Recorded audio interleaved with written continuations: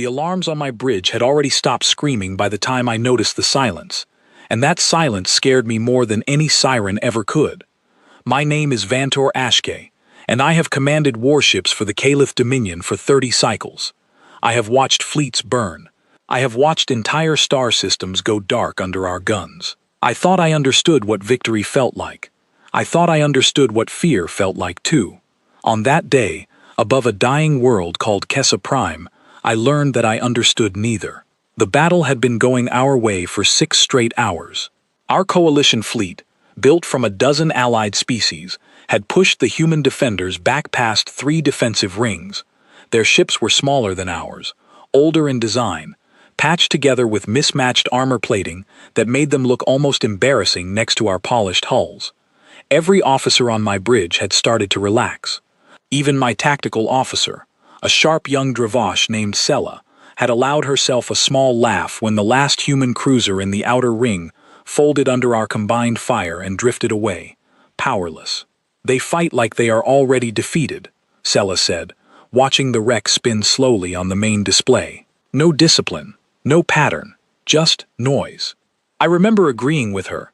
I remember feeling, for the first time in that long campaign, that the war might actually end soon, and that we might be the ones to end it. Kessa Prime was the last major human stronghold in this sector. Lose it, and humanity would be pushed back to a handful of scattered colonies with no way to resupply, no way to regroup, no way to do anything but wait for the inevitable. Every species in our coalition wanted to be the one who delivered that final blow. My superiors had promised me command of the strike group that would take the planet's surface once its orbital defenses fell. I had already begun drafting the report in my mind, the one that would describe the fall of the last human bastion. I did not know yet that I was about to watch something that would make every word of that report meaningless. It started as a single contact on the long-range sensors, so faint that Sela almost dismissed it as a sensor ghost. A flicker at the very edge of our detection range, gone before it could be confirmed, then back again a moment later. I told her to keep watching it. Something about the way it moved bothered me, though I could not explain why at the time. "It is small," she said after a few minutes of tracking. "Smaller than anything in the human fleet roster we have on file. Could be a scout. Could be nothing." "Keep it on screen," I said. "I want eyes on it the moment it gets close enough to resolve." The bridge around me was calm, almost cheerful, the way a bridge gets when a crew believes the hardest part of a fight is already behind them. Officers exchanged quiet words about what they would do once the campaign ended. Someone mentioned a festival back home that they hoped to attend. I let them talk. I did not stop it. In hindsight, I wonder if some part of me wanted to enjoy that last ordinary moment, because some deeper instinct already sensed it would not last. The flicker on our sensors grew steadier. Then it split into 2 signals. Then 4. Then, within the space of a few minutes, into more than we could easily count. "Command," Sela said, her voice losing its earlier ease. "I am reading a new formation entering the system. Origin point does not match any known human shipyard in this sector. Numbers are climbing. I count 11, no, 14 distinct signatures. 14 ships will not save this planet," I said, though I felt a small knot form somewhere behind my ribs. "Bring up visual as soon as they are in range. I want to see what they are working with." We did not have to wait long. The human ships had always announced themselves with a strange kind of boldness, flying straight down established approach corridors instead of trying to hide their signatures the way most disciplined militaries would. This new group did the same thing, which almost reassured me. Predictable behavior meant a predictable enemy, and a predictable enemy was one my coalition had learned to defeat. Then the visual feed resolved, and the bridge went quiet in a way I had never heard before. The ships were not what I expected. They were not larger, not more heavily armored, not bristling with obvious new weapon systems that would explain the confidence in their approach vector. If anything, they looked almost plain. Gray hulls, simple lines, no decoration, no display of rank or honor markings the way our own ships wore. They looked less like warships and more like tools, built for a single purpose and stripped of anything that did not serve it. "Identify them," I said. Sela worked her console for a long moment. The signal pattern matches human military communications, but the tactical doctrine markers are different from anything we have logged before. This is not the same human fleet we have been fighting. Different colony, different training. It does not matter, I said, though even as I spoke the words, I did not fully believe them. Numbers still favor us more than 3-1. Hold formation, let them come to us. I gave that order with confidence I did not entirely feel, because something about the calm, steady approach of those 14 ships did not match anything I had read in the countless reports about human tactics. Every human engagement on file described a species that fought with desperation, throwing themselves at superior forces because they had no other choice, relying on unpredictability because their technology could not match ours in a straight contest. This formation moved like none of that mattered anymore. They did not scatter. They did not attempt clever misdirection the way earlier human forces had. They came in a slow, deliberate line, spacing themselves with mathematical precision, adjusting their formation in small increments as they closed the distance, the way a hunter adjusts their stance before a strike, rather than the way prey scrambles before a predator. Picking up communications between the new ships, Sella said. Encrypted, but the transmission pattern is unusual, short bursts, very short, almost like they are not saying much at all. Translate what you can. A moment passed. Then Sella's voice, when it came, had an edge to it I had not heard from her before. Command, I do not think they are talking to each other very much because they do not need to. The bursts I am catching are timing confirmations, positioning checks. They already know what they are going to do. They are just confirming the moment to do it.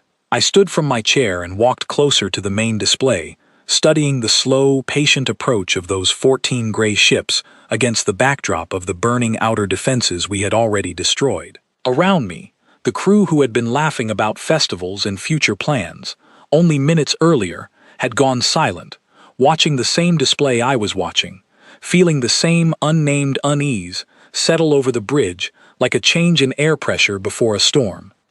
They know we outnumber them, I said quietly, more to myself than to anyone else.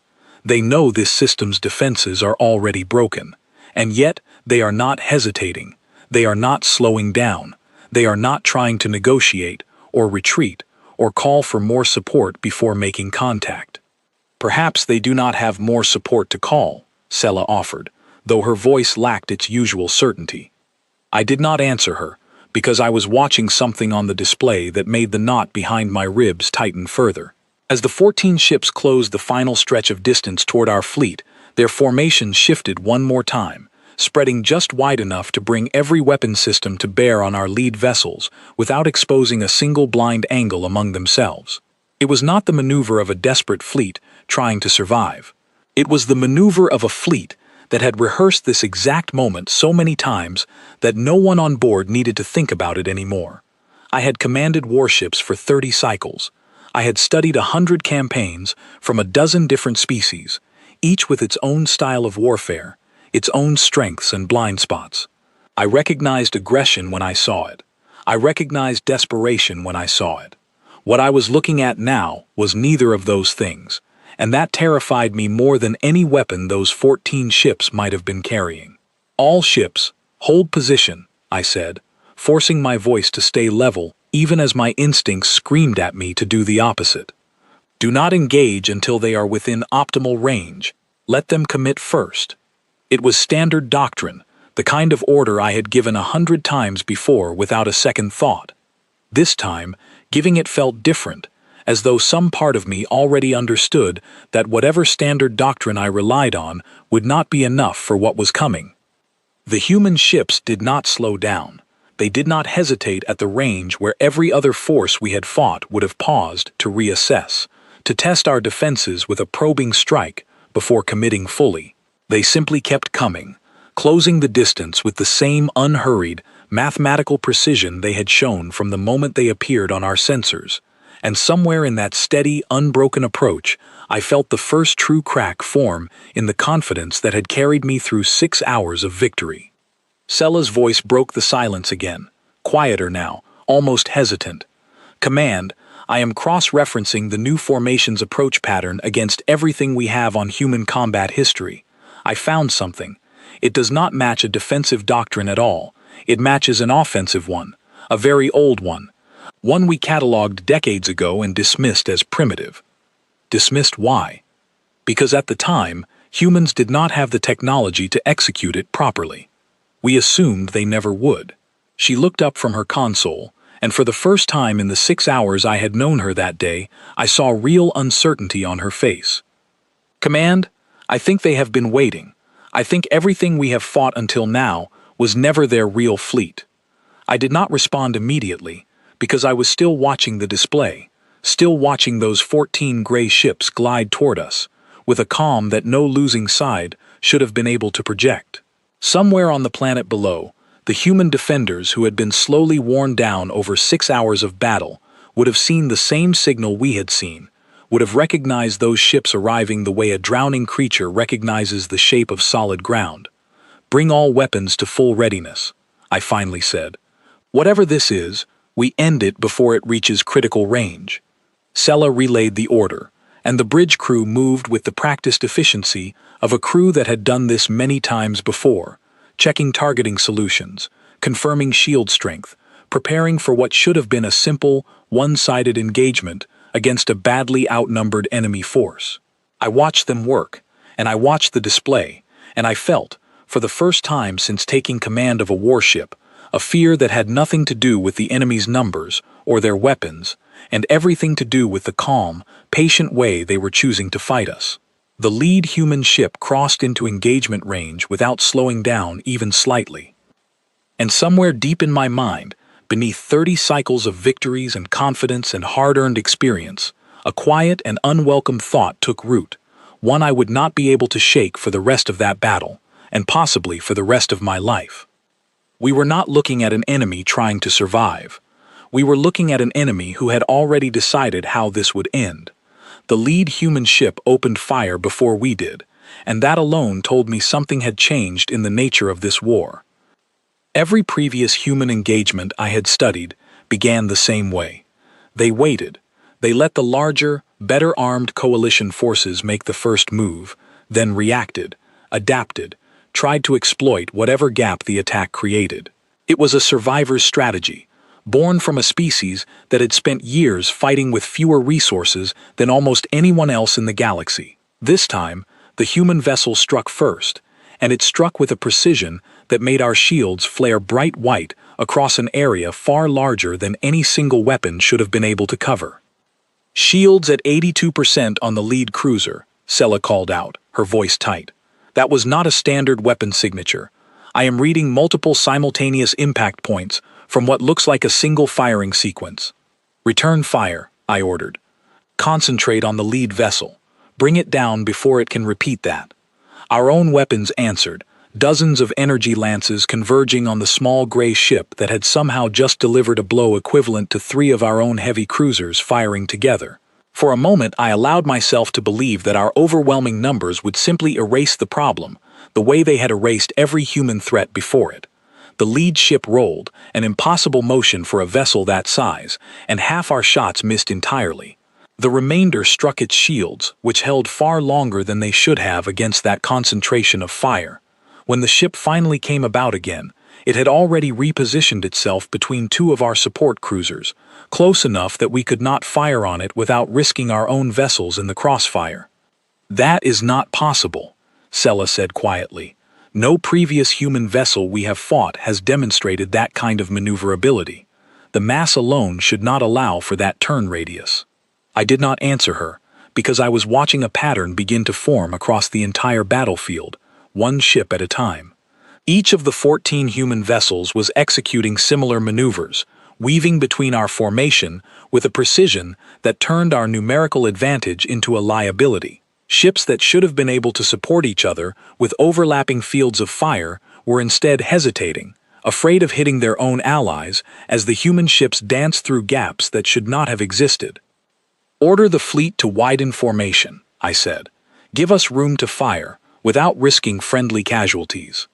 The order went out, and our ships began to spread apart, opening the tight defensive formation we had held for 6 hours of victory. It was the correct tactical response to what we were facing. It was also, I would soon understand, exactly what the human fleet wanted us to do. The moment our formation opened, a second wave of human ships that had been holding position at the edge of our sensor range surged forward, no longer hidden behind the confusion of the first engagement. Sella's console lit up with new contacts, ships that had been running dark, engines cold enough to avoid detection until the precise moment they were needed. Command, 6 additional signatures just went active. They were sitting in the debris field from the earlier engagement. We read them as wreckage. I felt something cold settle into my chest as I understood what had happened. The human fleet had allowed us to destroy their outer defenses hours earlier, had allowed us to believe we were winning, all while quietly seeding the battlefield with ships disguised as our own victories. Every piece of wreckage we had passed, every drifting hulk we had assumed was a defeated enemy, could have been another blade waiting for the right moment to strike. All ships, tighten formation again, I ordered, my voice sharper now than I intended. New contacts inbound from the debris field. Prepare for close-range engagement. But the order came a fraction too late. The newly activated ships struck the flank of our fleet before we could adjust, tearing through 2 of our support cruisers before they could bring their weapons to bear. I watched the display as both ships lost power almost simultaneously, their crews spilling escape pods into open space, and I felt something that had not touched me in 30 cycles of command. Doubt. Status on the flanking ships, I said. They have already broken contact, Sella reported. They are not pressing the advantage. They struck, and then withdrew back into the debris field. Why would they withdraw after a successful strike? Sella did not answer immediately, and when she did, her voice carried the same unsettled quality I was beginning to feel myself. I do not think they needed to press further. I think that strike accomplished exactly what they wanted it to accomplish. They forced us to divide our attention between the main formation and a hidden threat. Command, look at the lead group now. I looked, and understood immediately what she meant.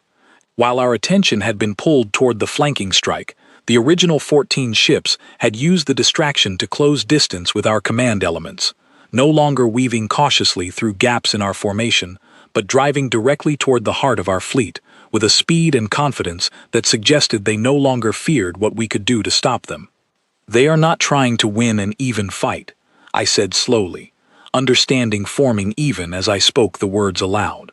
They are trying to make us think small, one battle at a time, while they fight the entire engagement as a single connected plan. I had faced 100 different tactical doctrines across 30 cycles of service. Species that fought with overwhelming force. Species that fought with clever ambushes. Species that fought with patient sieges, willing to wait years for the right moment to strike. What I was watching now combined elements of all of them into something I had never encountered before, executed with a coordination that suggested every single ship in that human fleet, and every crew member aboard them, understood the full plan and trusted each other completely to execute their part of it. Communications from the human fleet, Sella said suddenly. They are broadcasting on an open channel. Command, they are hailing us directly. I hesitated only a moment before ordering the channel opened. Whatever they wanted to say, I needed to hear it, needed to understand what kind of enemy I was truly facing. The voice that came through was calm, almost gentle, carrying none of the anger or desperation I had expected from a species fighting what should have been a losing war. This is Commander Daniel Hart, of the Human Relief Fleet. To the Coalition forces engaging Kessa Prime, you are ordered to withdraw from this system immediately. This is your only warning. The bridge went quiet. Sella looked at me, waiting for a response, and I found myself momentarily unable to give one.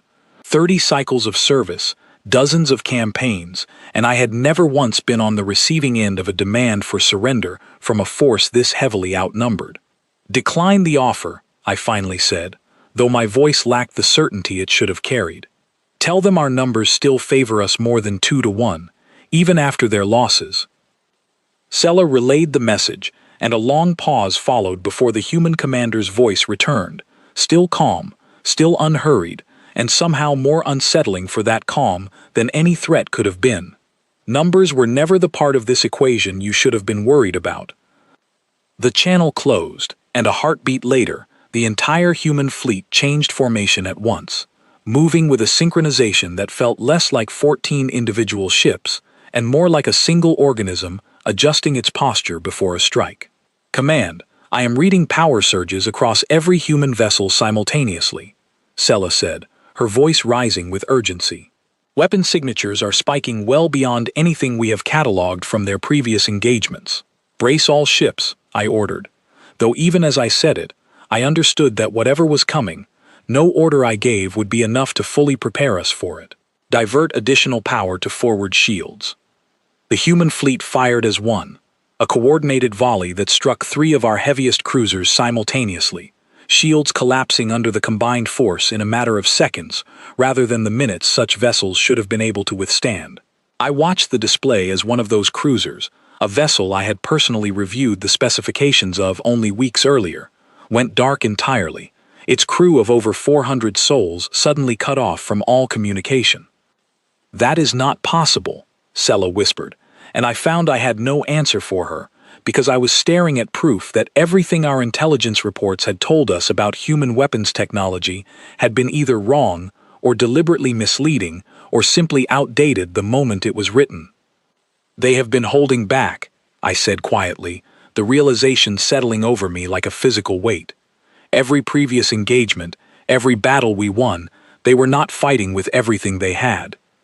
Then why would they let us win those battles at all? Sella asked, and the question hung in the air between us, unanswered, because neither of us yet understood the true shape of the strategy unfolding around us. I ordered the fleet to consolidate, to pull back into a tighter defensive formation despite the risk of friendly fire, because I no longer trusted our spread formation to protect us from an enemy capable of striking with this kind of coordinated force. The order went out, and our remaining ships began to draw together, weapons tracking the 14 human vessels that continued their slow, patient advance toward the heart of our fleet. What I did not yet understand, and would not fully understand until much later in that battle, was that pulling our ships closer together was not protecting us at all. It was doing exactly what the human fleet had been maneuvering us toward from the very first moment their ships appeared on our sensors, a single, dense target for whatever they had planned next, and I had just delivered it to them with my own order, given in a moment of fear rather than clear judgment. Sella must have sensed something in my expression, because she looked at me with an expression I had never seen from her before, in 6 hours of confident professional service. Command, what are your orders? I looked at the display, at the 14 gray ships closing in with unhurried precision, at the wreckage of vessels I had commanded into battle with total confidence only hours earlier, and for the first time in 30 cycles, I did not have an immediate answer. Hold formation, I finally said, though the words felt hollow even as I spoke them, and pray that whatever they are planning next is not as coordinated as everything they have shown us so far. Neither of us believed that prayer would be answered, and within moments, we would learn exactly how right that instinct had been. The prayer was not answered, and what came next reshaped everything I understood about the species we had spent years fighting. Our consolidated formation held for exactly 40 seconds before the human fleet demonstrated why that consolidation had been a mistake. 14 ships became a moving wall of coordinated fire, each vessel targeting a different section of our formation, with a discipline that meant no 2 of our ships received support from the same direction at once. It was not chaos, it was surgery, performed with weapons instead of blades, and every cut landed exactly where it was meant to. Command, the outer ring is collapsing, Sella called out, her composure cracking for the first time since I had known her. 3 more cruisers, reporting critical damage. I am reading escape pod launches across the fleet. Redirect the reserve squadron, I ordered. Bring them in from the rear flank.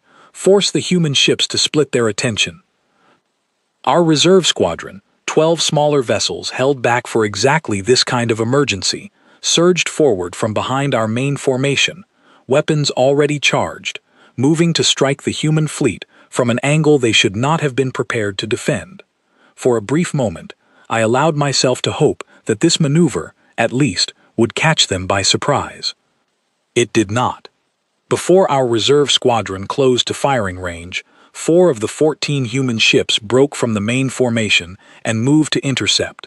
their trajectory so precise that I understood, with sick certainty, that they had anticipated this exact response before I had even given the order. It was as though Commander Hart had studied my entire career, every decision I had made in 30 cycles of service, and built a plan specifically designed to counter each choice I would make in sequence. They knew, I said quietly, watching the intercepting ships engage our reserve squadron with the same devastating coordination as the main assault. They knew what we would do before we did it. That should not be possible, Sella said, though the fight had gone out of her voice, replaced by something closer to disbelief. Unless they have been studying our command patterns for far longer than this single engagement.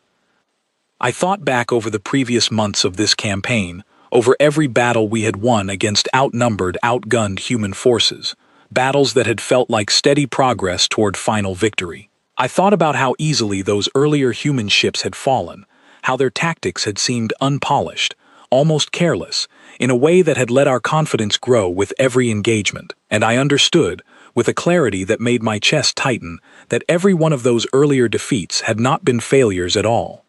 They had been lessons.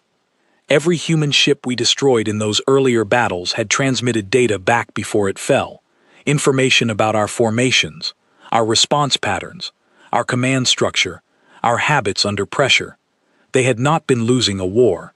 They had been running an extended study, sacrificing outdated ships and expendable positions to learn exactly how the coalition fleet would respond to every possible situation, building toward this single, decisive engagement with knowledge no enemy should have been able to gather so completely.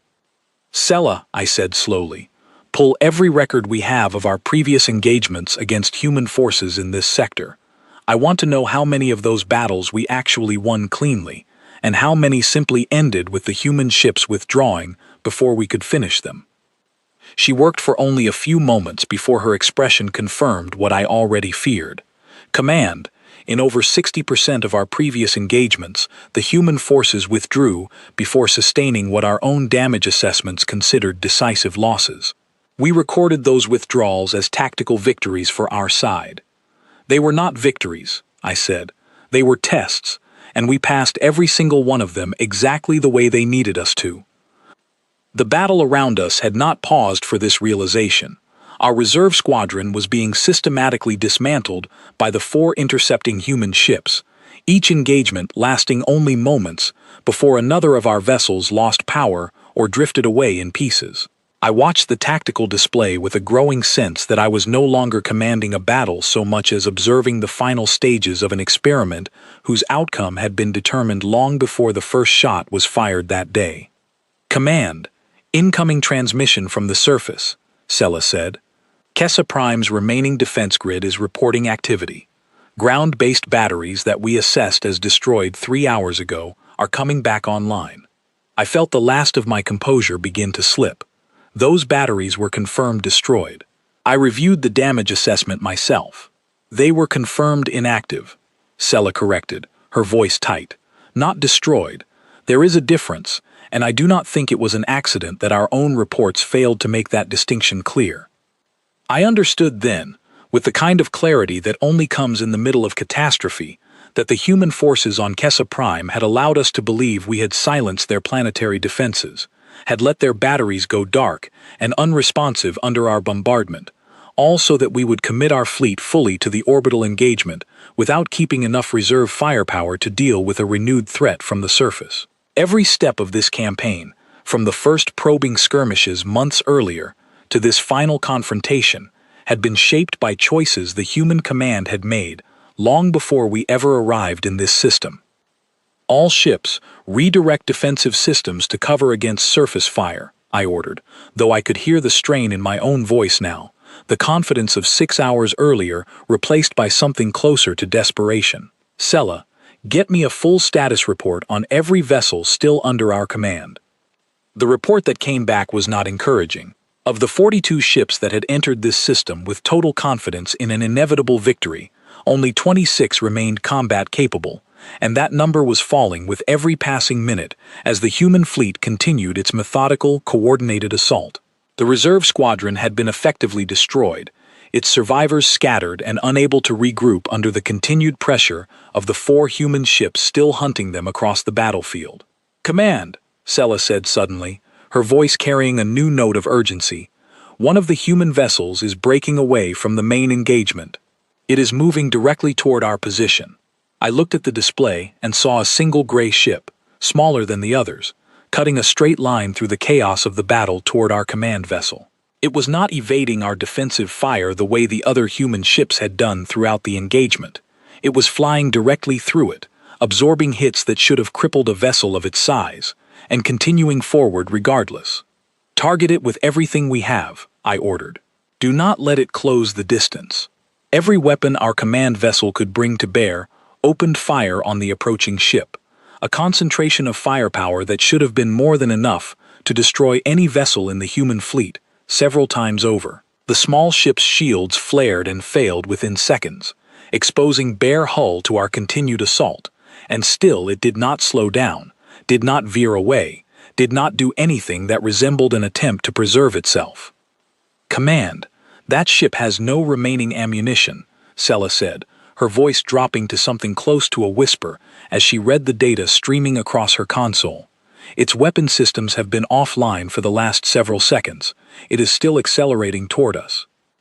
I understood what was about to happen a fraction of a second before it did, and in that fraction of a second, I felt something I had not expected to feel toward an enemy in the middle of a battle that was actively destroying my fleet.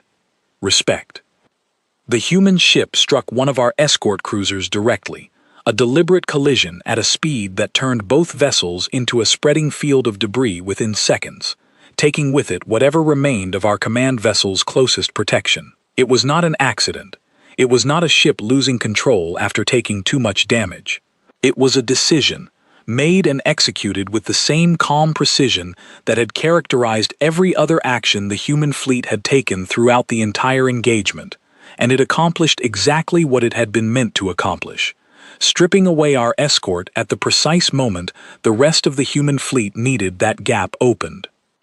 "They just sacrificed a ship and its crew to open a path to us," I said quietly, watching the wreckage drift apart on the display. "Not out of desperation, out of calculation." "Command, the remaining human ships are converging on our position," Sella reported, her voice steady now, though I could hear the effort it took to keep it that way. "I estimate contact within 90 seconds. I looked around my bridge, at the crew who had spent the early hours of this battle laughing about festivals and future plans, now working in tense, focused silence to keep our ship functioning against an enemy that had demonstrated, again and again, a level of coordination and sacrifice that our own coalition doctrine had never prepared us to face.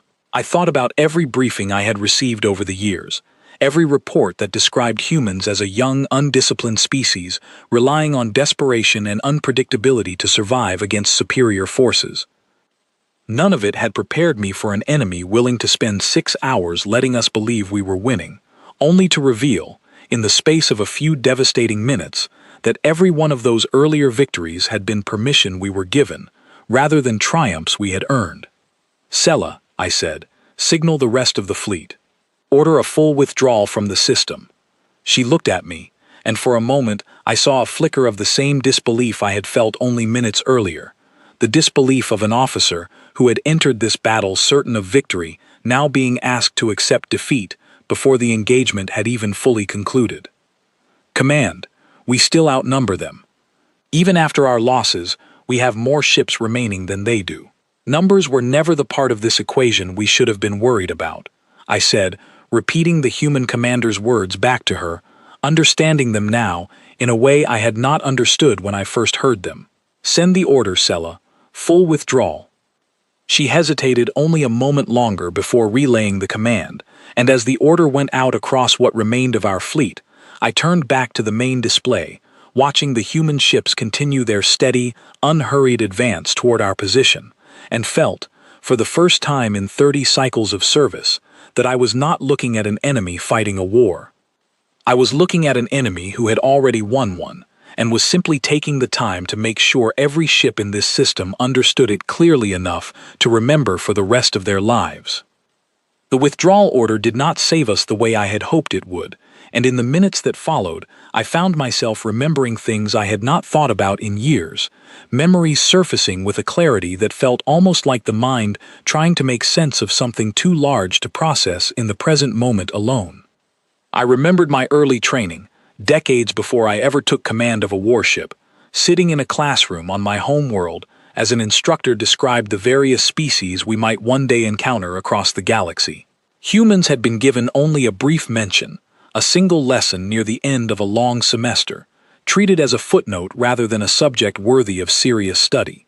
I remembered the instructor's exact words because they had stayed with me in a way most lessons from that period had not. "Humans are a young species," she had said, standing before a star chart that marked their home system as a minor point of interest at the edge of known space. Aggressive, disorganized, and technologically behind every major power they are likely to encounter, they pose no significant threat and are unlikely to develop into one within any time frame that concerns us. I remembered laughing along with the rest of my classmates at some further comment the instructor made, something dismissive about human infighting and short lifespans making them incapable of the kind of patient, long-term strategy that defines successful galactic powers. It had seemed like such an obvious conclusion at the time, one that none of us thought to question, because every piece of information we had been given supported it. Now, watching the remnants of my fleet attempt an ordered withdrawal while 14 human ships continued to press their advantage with a patience and coordination that put my own 30 cycles of experience to shame, I understood how completely wrong that lesson had been, and worse, I understood that it had not been an honest mistake. "Sella," I said, my voice quieter than I intended, "pull up the original diplomatic contact reports from when humans first entered galactic awareness. I want to see what our intelligence services actually observed, not what ended up in the training materials." She worked in silence for a long moment, her console casting pale light across her face as she searched through archives that had not been accessed in years. When she finally spoke, her voice carried a weight that told me she had found something significant. "Command, the original reports do not match the training materials at all. The first contact teams described human adaptability as, and I am reading directly, remarkable and potentially concerning. There is a note here from the lead diplomat at the time, warning that humans learned new technologies and tactics faster than any species in the historical record, and that early dismissiveness toward their capabilities could prove to be a serious strategic error. Then why did none of that make it into what we were taught?" Sella looked up from her console, and I saw in her expression the same slow, sinking understanding that had been building in me since the human commander's voice first came through our communications channel. Because the coalition benefited from us underestimating them, at least at first. If every species in this alliance believed humans were a minor threat, easily contained and eventually absorbed, no one would feel the need to divert significant resources toward preparing for a serious human conflict. It kept coalition unity focused on other priorities.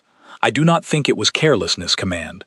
I think someone decided that treating humans as a footnote was more convenient than treating them as the threat the original reports described.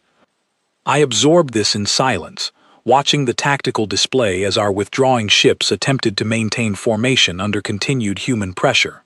Understanding now that the confidence that had carried our coalition through years of this war had been built on a foundation deliberately weakened by our own leadership's short-sightedness. We had not simply underestimated humans by accident.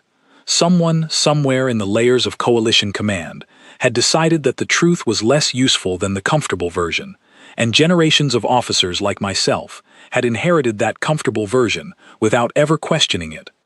"Command, human forces are altering their pursuit pattern," Sella reported, pulling my attention back to the immediate crisis. "They are not pressing for a full engagement with our withdrawing ships. They appear to be herding us toward a specific exit vector rather than attempting to destroy the remaining fleet outright." I studied the display, watching the human formation adjust with the same effortless precision they had shown throughout the entire battle, and understood immediately what Sella had already begun to suspect. They were not trying to annihilate every ship in our fleet. They had the capability to do so, had demonstrated that capability clearly enough in the opening minutes of this engagement, and yet they were choosing restraint now, in the final stages of a battle they had already effectively won. They want witnesses, I said slowly. They want us to leave this system and carry word of what happened here back to the rest of the coalition. Why would they want that? Would it not be more strategically sound to eliminate as much of our remaining fleet as possible while they have the advantage? I thought about the calm, patient voice of Commander Hart, about the deliberate, unhurried way every human ship had moved throughout this engagement, never showing panic, never showing the kind of desperate aggression I had expected from a species we had spent years believing was fighting for its very survival. And I understood, with a certainty that settled deep into my chest, exactly what kind of message they wanted us to carry. Because a fleet that flees in terror and tells a story of overwhelming, inexplicable defeat does more damage to coalition morale than a fleet that simply stops existing, I said. If they destroy us completely, we become a footnote, a battle report filed away and eventually forgotten. If they let us leave, carrying the memory of what we witnessed here, we become a warning that spreads through the entire coalition faster than any official report ever could. Sella did not respond immediately, and when she did, her voice carried a note of something close to fear, an emotion I had rarely heard from her in the years we had served together. Command, if that is true, then everything about this engagement, from the earlier losses we believed were victories to the coordination we have witnessed today, was designed with this exact outcome in mind. They did not simply want to win this battle. They wanted the coalition to understand, in the clearest possible terms, that underestimating humanity was the single greatest mistake we could make. I looked at the tactical display one final time, watching our remaining ships limp toward the system's exit vector under the watchful, patient escort of a human fleet that could have destroyed us completely and chose not to, and felt the last of my earlier confidence drain away entirely, replaced by something far more difficult to carry. Fear was familiar to me. I had felt fear in battle before, the sharp, immediate fear of incoming fire or failing shields, the kind of fear that faded once the immediate danger passed. What I felt now was different, a slower, deeper unease that I understood would not fade once we left this system, because it was not fear of the immediate battle, it was fear of everything that battle now told me about the years ahead. Sella, I said, prepare a full report of everything we witnessed today. Every tactical decision the human fleet made, every piece of information we can reconstruct about how long they must have been planning this engagement.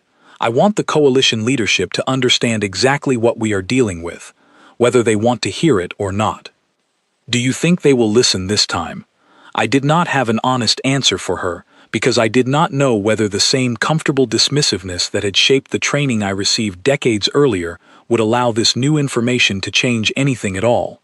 Perhaps coalition leadership would study this report with the seriousness it deserved, would finally recognize humanity as the threat the original diplomatic contacts had warned about all those years ago. Or perhaps the report would be filed away alongside those original warnings, softened and reshaped until it once again became something more comfortable to believe, something that let the rest of the coalition sleep easily at night without confronting the truth of what had happened above Kessa Prime.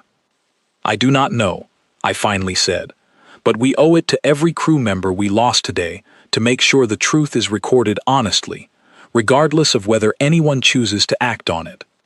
As our fleet crossed the threshold out of the system, the human ships finally broke off their escort, holding position at the edge of Kessa Prime's orbital space, with the same calm, unhurried patience they had shown throughout the entire engagement. I watched them on the display until the distance grew too great for our sensors to resolve them clearly, and in that final moment, I understood something about this war that no amount of prior experience could have taught me. We had spent years believing we were fighting a young, disorganized species incapable of matching the coordinated strength of our coalition. We had been wrong, not because humanity had suddenly developed new capabilities we could not have anticipated, but because we had refused, collectively and deliberately, to see what had always been there. Every early defeat we handed them, every battle we counted as progress toward final victory, had simply been the space they needed to study us, to learn our patterns, to prepare for a single, decisive moment when the truth of their capability would become impossible to ignore.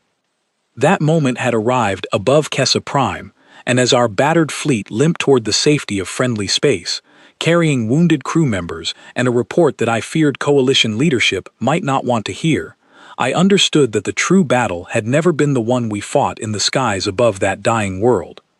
The true battle had been fought years earlier, in briefing rooms and diplomatic archives, in the quiet decision to treat a capable, adaptable species as a footnote rather than a genuine concern. We had lost that battle long before the first shot was ever fired above Kessa Prime, and every human ship I had watched move through that engagement with calm, devastating precision had simply been collecting on a debt that our own short-sightedness had allowed to grow, unnoticed, for years. 3 weeks passed before I learned that our withdrawal from Kessa Prime had not marked the end of anything, but rather the beginning of a much larger reckoning that would unfold across the entire sector. I had expected disciplinary proceedings when we returned to Coalition High Command, expected to be questioned about the loss of 16 ships and the failure to secure what had been described as the final major human stronghold in the region. Instead, I found myself summoned to a council chamber I had only ever seen from a distance during ceremonial gatherings, standing before representatives from every major species in our alliance, asked not to explain a failure, but to describe, in complete and honest detail, everything I had witnessed above Kessa Prime. I told them everything. I described the 14 ships that had arrived with calm, unhurried precision. I described the coordinated strikes that dismantled our formation from multiple directions at once, the deliberate sacrifice of a single vessel to open a path toward our command ship, the ground batteries that came back online at precisely the moment we could least afford them. I described Commander Hart's voice, calm and steady even as his fleet demonstrated capabilities that contradicted everything our intelligence services had told us about human technology and tactics. When I finished, the chamber remained silent for a long moment, and I watched representatives from a dozen different species absorb the implications of what I had described, each of them, I suspected, reconsidering years of comfortable assumptions in the same way I had been forced to reconsider my own. A representative from the Threll delegation finally broke the silence, her translated voice carrying a sharpness that suggested she had already begun to suspect what my report would confirm. Commander HFY, are you telling this council that a species we have consistently assessed as decades behind coalition technology executed a battle plan sophisticated enough to defeat a numerically superior force without suffering catastrophic losses of their own? I am telling this council, I said, that we never understood what we were fighting, because we chose not to look closely enough to find out. Every defeat we handed the human forces in this sector over the past several years was not a step toward victory. It was permission we unknowingly gave them to study us, to learn exactly how we would respond to every tactical situation, until they possessed enough information to defeat us decisively the moment they chose to commit fully to a single engagement. The chamber erupted into overlapping conversation, delegates speaking rapidly among themselves in a dozen different languages, and I stood at the center of it, feeling the weight of 30 cycles of assumptions collapsing around a room full of leaders who were only now beginning to understand what I had understood in the final hour of the battle above Kessa Prime. It took several more weeks for the full scope of what had happened to become clear, as reports arrived from other sectors describing similar patterns. Human forces that had seemed contained and predictable for years suddenly demonstrated capabilities far beyond anything previously observed, striking coalition positions with a coordination and technological sophistication that made it clear Kessa Prime had not been an isolated incident, but rather the first visible sign of a strategy that had been unfolding across the entire human sphere simultaneously. I requested, and was eventually granted, permission to attempt direct contact with Commander Hart, driven by a need I could not fully explain even to myself, a need to understand not just what had happened in that battle, but why. Coalition leadership was skeptical of the request, still reeling from the shock of Kessa Prime and unwilling to trust any direct human contact that had not been carefully vetted through official channels. But enough delegates on the council recognized the value of understanding an adversary we had so completely misjudged, and eventually, the request was approved. The meeting took place aboard a neutral station near the border of contested space, arranged through careful diplomatic channels that took nearly 2 months to establish. I remember the walk from my shuttle to the meeting chamber feeling longer than any march I had ever made across a battlefield, my mind turning over every question I wanted to ask, every assumption I wanted to test against the reality of the person who had orchestrated the defeat that changed how an entire coalition understood its oldest enemy. Commander Daniel Hart was younger than I expected, though I reminded myself that human lifespans meant very little when measured against my own species' sense of experience and seniority. He greeted me with a calm, measured politeness that matched the voice I remembered from our brief communication above Kessa Prime, offering neither triumph nor hostility, simply the quiet confidence of someone who had already said everything that needed to be said through the actions of that battle. "Commander Ashke," he said, taking a seat across from me at a plain metal table that neither side had bothered to decorate for the occasion. "I was told you requested this meeting personally. I admit, I was curious what you hoped to learn." "The truth," I said. "Every report we filed on your species for years described a young, disorganized people fighting a defensive war they could not realistically win. I want to understand how much of that was simply wrong, and how much of it your people allowed us to believe." Hart considered the question for a long moment before answering, and something in the careful, deliberate way he chose his words reminded me of the same patience I had witnessed throughout the entire battle above Kessa Prime. Both, in different measures. "Your coalition genuinely did not understand us, partly because your own leadership found it more convenient not to look too closely. But we also understood, early on, that being underestimated gave us time we desperately needed. We were never going to win a war fought entirely on your terms, with your numbers and your technology.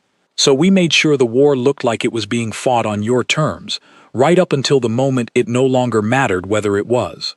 And the earlier battles," I said, "the ones we counted as victories, those were never meant to be won. Some of them we could not have won even if we tried," Hart said. "Others we chose to lose, because losing them taught us more about your coalition's habits than winning ever could have. Every engagement gave us data. Every data point brought us closer to understanding exactly how to end this war decisively, rather than dragging it out across another decade of losses we could not sustain."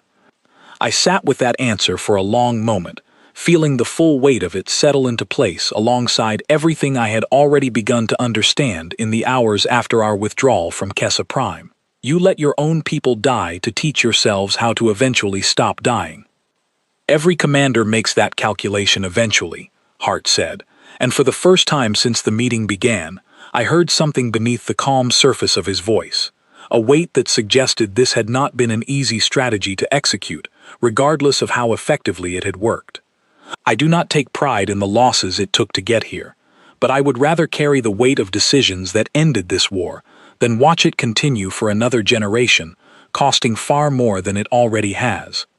I thought about my own crew, about the officers who had been laughing about festivals only hours before the human fleet arrived, about the ships I had watched go dark on my tactical display, their crews cut off from all communication in the space of a few devastating minutes.